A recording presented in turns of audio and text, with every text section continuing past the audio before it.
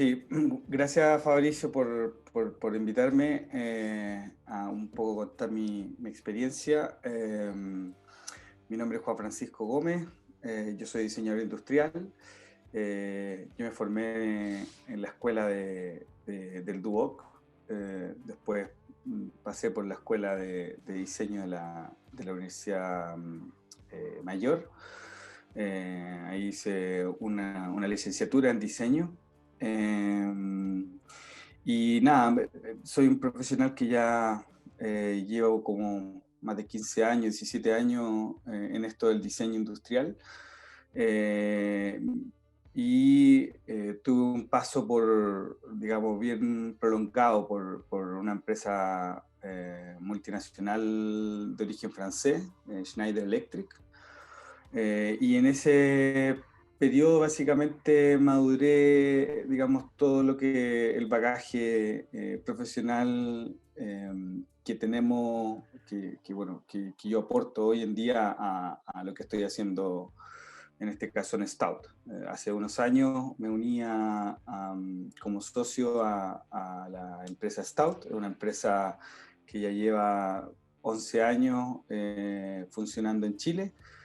Es una oficina de diseñadores, fundamentalmente, ese es su origen, y con el transcurso de los años, esta oficina ha ido mutando a incorporar ingeniería de distintas clases, y que básicamente lo que nosotros hacemos, diseño e ingeniería.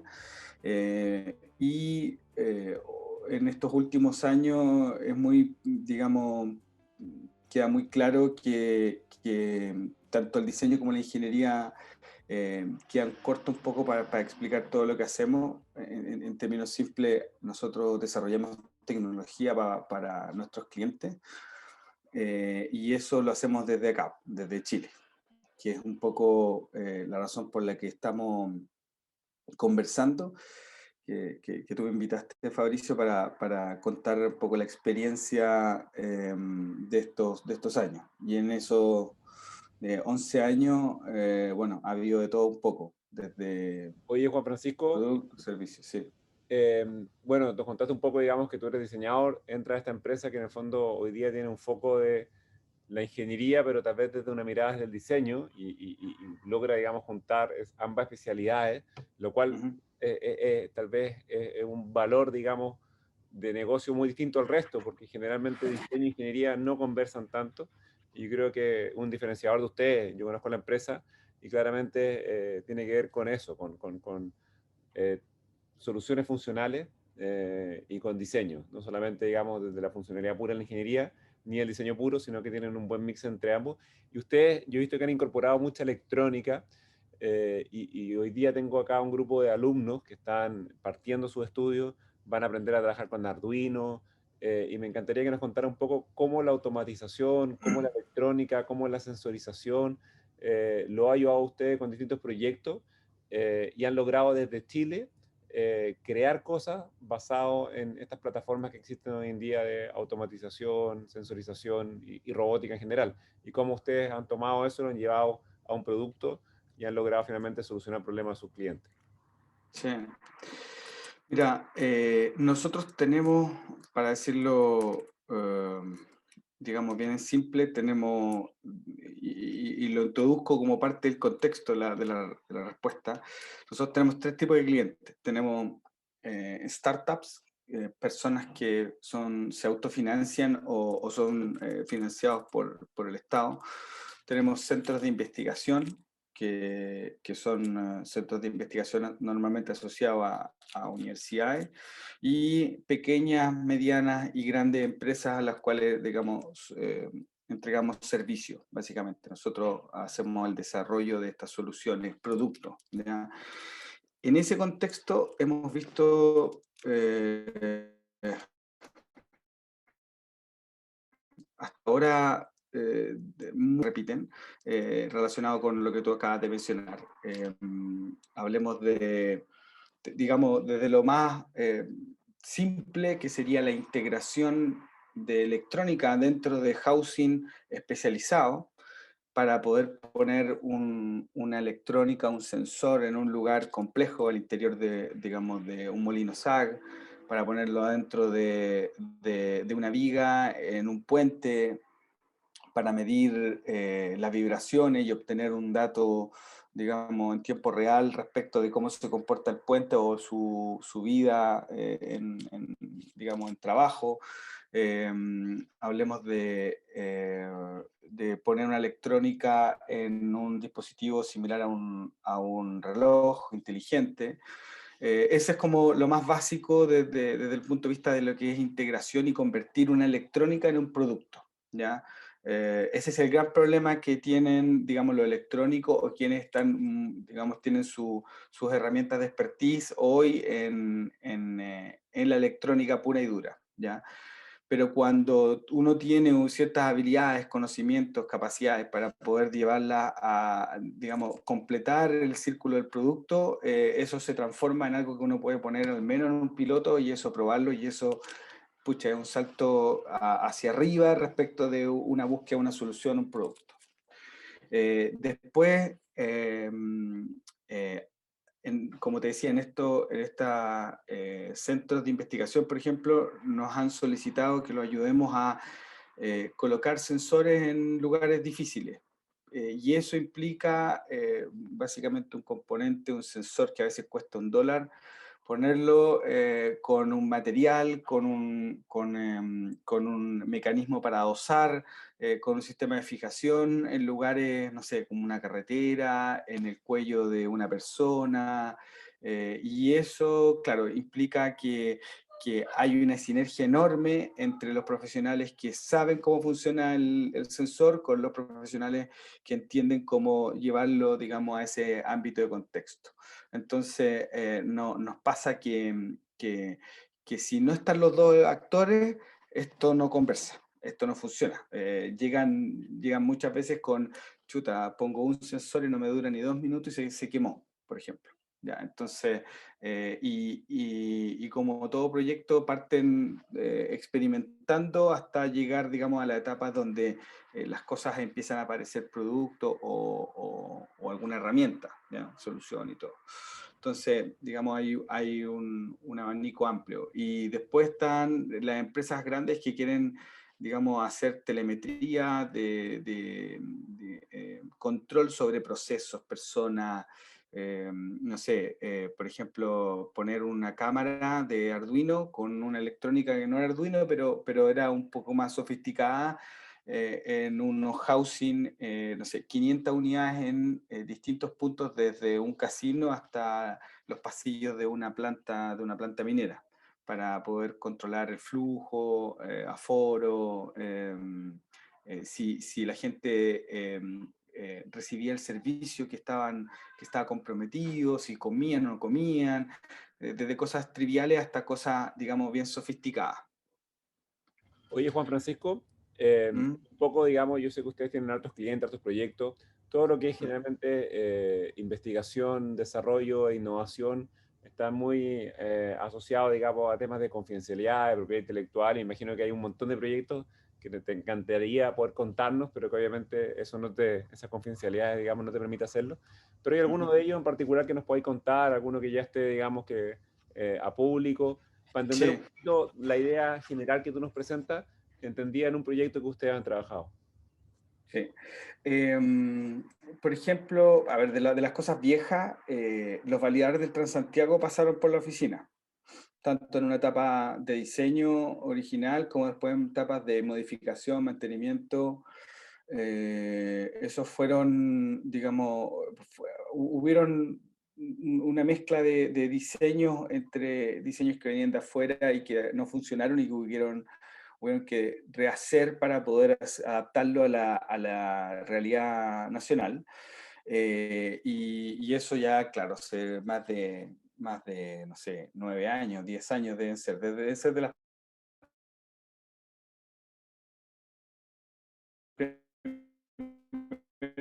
las cosas. Hace poco nos tocó trabajar para desarrollar en palabras de nuestros clientes, el primer casco minero que integra en el mismo casco toda la luminaria LED. todas estas lámparas mineras, y que implicó un desafío desde todo punto de vista, electrónico, mecánico, de diseño. Implicó un tema normativo, certificaciones, y que está pronto a hacer su lanzamiento. Ya pasó el proceso de certificación. La gracia de este casco es que, aparte de poner una inteligencia, digamos, en la parte posterior y tener la luz frontal, que es el clásico, digamos, relación de casco tradicional minero, tiene un cintillo que genera un haz de luz en 360 grados. Entonces, la empresa se llama Mintec. Ellos son una empresa que comercializaba productos mineros y que, digamos, decidió que aquí había una oportunidad y decidió invertir. Después de 7 años digamos, los primeros años de darse vuelta entre distintas oficinas, llegaron con nosotros, y nosotros más o menos en 2 años estamos en el punto en que estamos ahora, con un producto que ya está a puertas digamos, de su lanzamiento. Y ahí hay un tema de sensores, buzzer, que te indican si la persona tiene algún riesgo, si se cayó y cosas de ese estilo. Después con la universidad, con un centro de investigación de la Federico Santa María, la Universidad del Paraíso, hemos desarrollado cosas que se adosan al cuerpo, que tienen que ver como con temas de salud, relojes que generan, funcionan como un café electrónico y te despiertan, pero que en realidad es un impulso mecánico que se comunica, digamos, a una zona, digamos, a través de la piel, se comunica con tu cerebro y te despierta. Algunos dispositivos que te miden la calidad de la voz para poder evaluar médicamente qué comportamiento y cuál es tu desempeño, y si tienes alguna enfermedad o estás a puertas de una enfermedad. Algunos sistemas lumínicos para los salmones, poner un sensor de luz, un fotodiodo, un LED de un cierto color específico, en unas cápsulas que bajaban, digamos, a las jaulas de cultivo para la pesca. ¿Qué otra cosa? Bueno, con Algramo estuvimos trabajando en un par de máquinas, eran 4 máquinas en realidad, que con componentes, ese eran con componentes muy baratos, sensores de $1, Arduino, no sé qué, y desarrollamos, digamos, una maquinaria, un sistema, una prueba de concepto bien sofisticada, en donde dispensábamos grano, eh, 3 o 4 tipos de grano con la misma maquinaria, lo cual, digamos, quien entiende un poco de comportamiento de partículas sabe que es difícil. Después teníamos una máquina que dispensaba detergente líquido, y una máquina que dispensaba detergente en polvo, que eran, digamos, distintos dispositivos que trabajaban en plataforma y todo. Ahí se hizo también un trabajo bien interesante, porque el desafío era poder hacer las máquinas más económicas posibles y exportables. Ese era también otro desafío que tenía el proyecto. Y así, bueno, seguramente ahí se me escapan muchos, hay algunos que los cuales no puedo contar, como bien dices, pero nosotros, por ejemplo, el año 2017, 2018, nosotros tuvimos como casi 50 proyectos funcionando, y muchos de ellos, casi todos, contenían electrónica, muy pocos no la contenían. Eso es también un indicador de algo que antes no ocurría.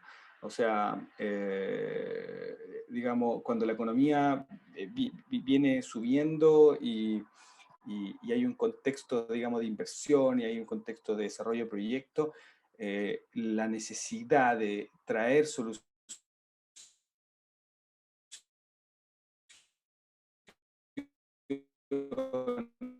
y desarrollar, y que, digamos, tenga una demanda muy fuerte. Y eso, a pesar de que han habido algunos bajones, yo diría que aún sigue en alza, aún sigue en alza. Oye, Juan Francisco, no, o sea, los proyectos que nos contáis son súper interesantes y en fondo sirven para darnos cuenta de que es muy importante la idea, muy importante el concepto y cómo lo atacáis. Tú decías sensor de $1, pero el sensor de $1 es, claro, es el costo barato, pero hay un desarrollo, hay un camino bien largo hasta hacer que ese sensor de $1 cumpla con las expectativas, cumpla con lo esperado, digamos, y logre funcionar. Muchas veces Cierto. uno es medio chaquetero acá en Chile y de repente ve una máquina, ve un desarrollo y dice, ah, pero mira, usaron un Arduino de $3, usaron 5 sensores de $1, pero la máquina funciona espectacular y al final eso es lo importante, es lograr un poco eso. Y qué bueno escuchar todos los desarrollos que han hecho. Me imagino que nos contaste la punta del iceberg, porque como decís tú y como lo conversamos anteriormente, hay un montón de proyectos que caen dentro de la rama del confidencial. Te agradezco mucho por haber compartido un poco con esto. Yo creo que los alumnos se van a motivar a entender que se pueden hacer cosas desde acá localmente. Y finalmente, me gustaría hacerte una pregunta que se la hago a mis invitados.